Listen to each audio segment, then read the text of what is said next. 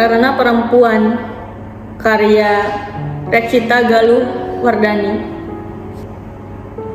Kutub Selatan pindah ke sini.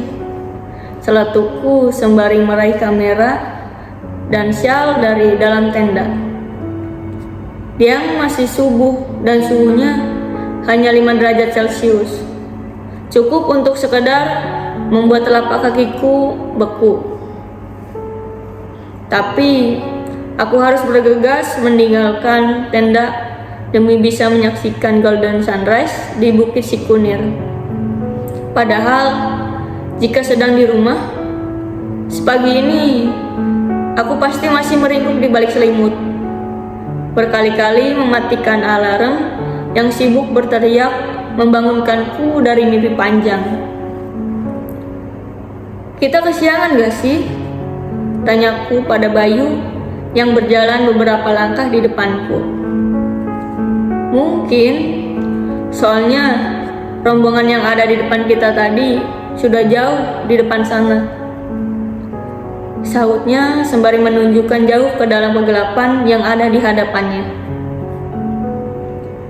Jalan setapak serupa lorong hitam yang entah ujungnya di mana. Gelap. Hanya itu yang bisa kulihat. Tapi aku mengangguk, seolah mengiyakan apa yang dikatakan Bayu. Satu hal yang aku tahu, jalan yang sedang kami lalui ini akan mengantarkan kami ke puncak Bukit Sikunir.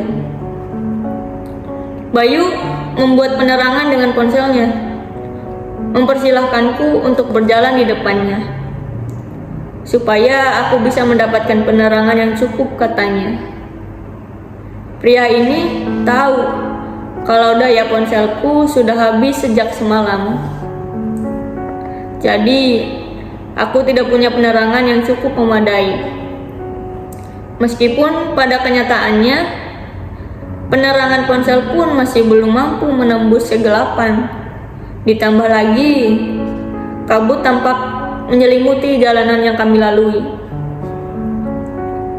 Jalanan yang mulus perlahan berubah menjadi terjal dan menanjak. Bayu mendahului langkahku, mengulurkan tangannya untuk membantuku yang sama sekali tidak kesulitan. Nikah yuk, celetuknya saat aku meraih tangannya. Yuk, tapi setelah aku lulus S2. Kenapa harus S2? Kamu sekarang bahkan belum lulus S1. Sudahlah, gak usah lanjut S2 ya. Kenapa? Karena aku perempuan yang nanti kerjanya di dapur. Aku balik bertanya, menghentikan langkahku sembari melemparkan tatapan tajam ke arah Bayu. Meskipun tentu tidak terlihat dengan jelas dan kegelapan. Bayu tidak menyahut, hanya menyunggingkan senyumnya sambil melemparkan pandangan ke rombongan yang berada tidak jauh di belakangnya, seolah menyembunyikan fakta bahwa dia mengiyakan tuduhanku atas pemikirannya. Aku membiarkan kembali memimpin perjalanan. Kamu tahu, Bay, aku benci laki-laki yang menganggap enteng perempuan. Pendidikan itu sangat penting bagiku, Bay. Karena aku ini perempuan yang nantinya akan menjadi guru pertama bagi anak-anakku.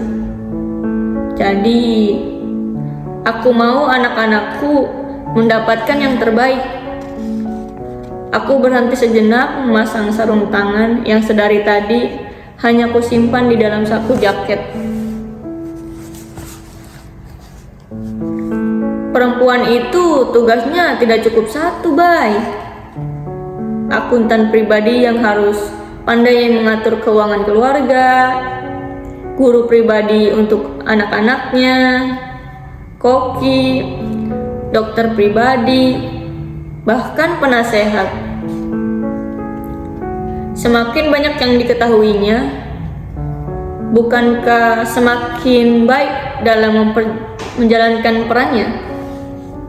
Tapi aku kan cuma anak SMK, Rin. Memangnya kenapa? Kamu penganut paham perempuan pendidikannya nggak boleh lebih tinggi dari laki-laki? Kamu takut diremehkan? Takut jadi suami yang gajinya nggak lebih tinggi dari istri? Lucu. Mimik wajahnya berubah. Ya, asal istrinya nggak tiba-tiba menggugat cerai karena alasan ekonomi. Nanti katanya suami nggak memberikan nafkah yang cukup atau semacamnya.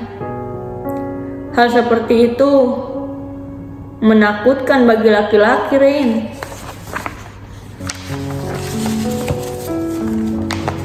Itu tandanya memang gak jodoh, Bay. Masih banyak kok perempuan yang gak berpikiran seperti itu. Karena istri itu kan pendamping. Jadi bukan ada di kepala atau di kaki suami. Tidak untuk mengendalikan atau mengambil peran suaminya. Bukan juga untuk diperlakukan dengan cara yang tidak layak. Bayu hanya tersenyum. Entah karena apa, aku sendiri berlari-lari kecil saat melihat puluhan manusia sudah duduk berjajar di puncak Bukit Sikunir. Aku memilih berada di jalur tengah, bermaksud menghindari jurang karena medan yang masih tertutup kabut. Sementara Bayu berdiri di hadapanku, mulai sibuk memotret dengan ponselnya. Aku melirik jam di tangan kanan Bayu. Baru jam 5:10. Artinya masih 20 menit lagi untuk bisa menyaksikan matahari terbit. Meskipun meragukan karena kabut cukup tebal dan belum ada tanda-tanda matahari akan menampakkan diri,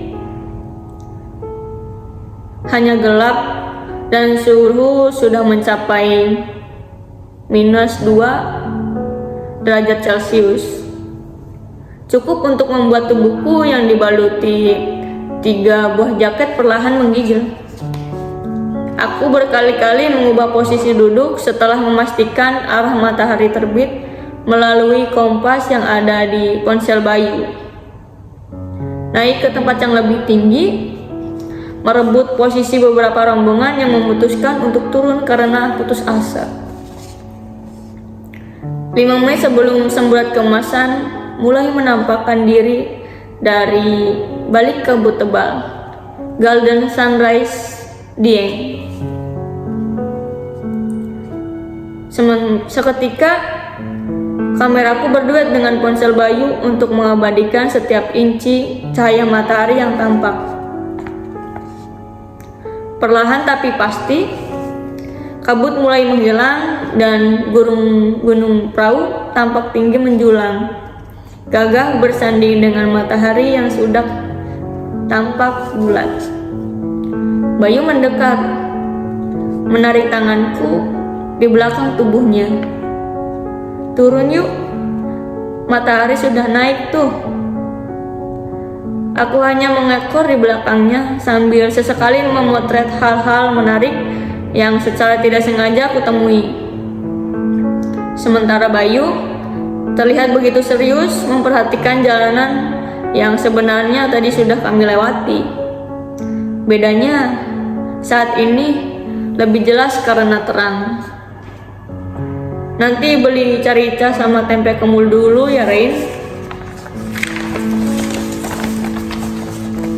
Bayu sama sekali tidak melihat ke arahku saat mengucapkannya. Pria ini terasa sedingin Dieng dalam situasi tertentu. Saat ini pun begitu. Mendadak dingin tanpa pemberitahuan dan penyebab yang jelas. Meskipun begitu, aku mengangguk mengiyakan apa yang baru saja dia katakan. Soal yang tadi, sepertinya aku gak bisa menikah sama kamu, Rain, ucap Bayu tiba-tiba, masih tanpa melihat ke arahku. Aku tetap diam, ingin rasanya aku menanggapinya dengan gelagak tawa. Karena bagiku, bukan masalah jika dia memilih untuk meninggalkanku hanya karena opini yang sedari tadi kulontarkan. Toh, jika benar seperti itu, Tuhan sudah menunjukkan bahwa dia bukanlah lelaki yang cintanya patut kuperjuangkan. Seenggaknya, sampai kamu berhasil meraih apa yang kamu inginkan, tapi aku cuma bisa mendukungmu dengan cara seperti sekarang, tidak lebih.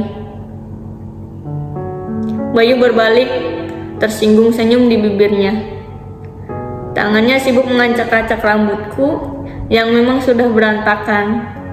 Aku terkekeh, kulayangkan tamparan lembut di pipinya.